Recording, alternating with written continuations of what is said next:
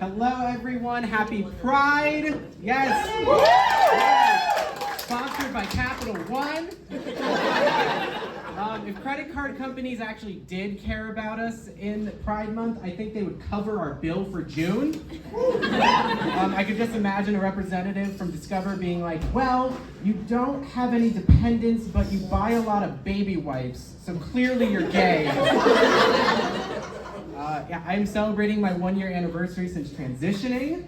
Yes! And I know what you're thinking.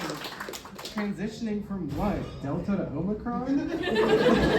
Like, wait, you're non-binary? You look like a cast member of Riverdale. Yes, I do have a lot of pride in confusing cis people. Being non-binary is a constant question of, am I trans? No, I'm asking. Like, am I trans? Am I trans? Like, I get misgendered all the time, but I look like a dad in a Sears catalog. Like, I go through constant gender dysphoria, but the cops also call me buddy. I don't know what to do. I'm from Iowa City. I always thought that Cedar Rapids and Iowa City had this like century-long beef where Cedar Rapids would be like, no, you keep your hospitals and universities. We have our Quakers and Oats. But it's nice being a queer in a college town. You know, Iowa City liberals are like really horny to tell me how much of an ally they are. When I came out to my professor, she was like, I know what non-binary is. I listen to podcasts. When I'm misgendered in public by a townie and like a liberal's like, you know, bopping down the street listening to NPR and they hear it, they'll pull up their shirt to reveal a shiv made of eco-friendly material. Misgender them again, I dare you. This is compostable and so are you. You know, the family's been taking it decently well. Except my dead name is my mom's Netflix password. Oh. Yeah, and I don't know if she's like being passive-aggressively transphobic or just in her late 60s. I come from a very, very big Greek family from Chicago, just full Chicago Greeks. Ever seen My Big Fat Greek Wedding? Yeah, documentary. I stopped using Windex as skincare like last week. And so my full name is Demetrius Thomas Augustus Theodore Kendros McKay. Okay. Yes. And they have a problem with shortening it to Demi.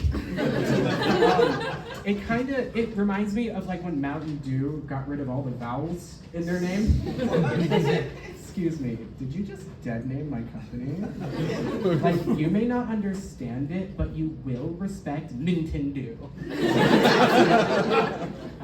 I get asked all the time why I'm non-binary, and I usually tell people, you know, I never really identified as a man or a woman. I'm like a plant, I'm somewhere in between. No gender, just vibes.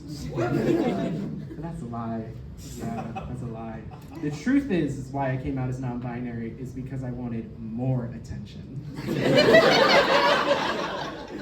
In 2022, being a white gay man just didn't cut it. And it was really just time to rebrand.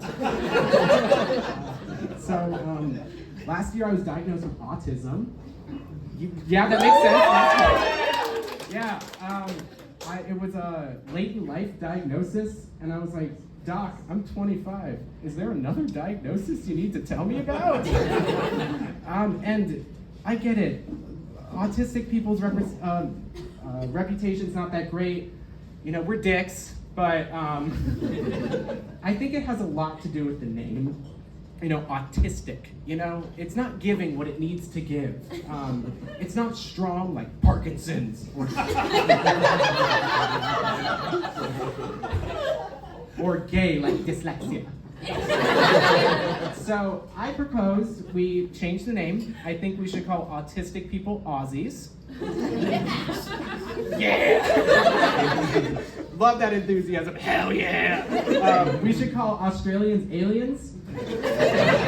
We should call aliens Ian, because every Ian I know is 7 feet tall, has cold black eyes, and loves to probe.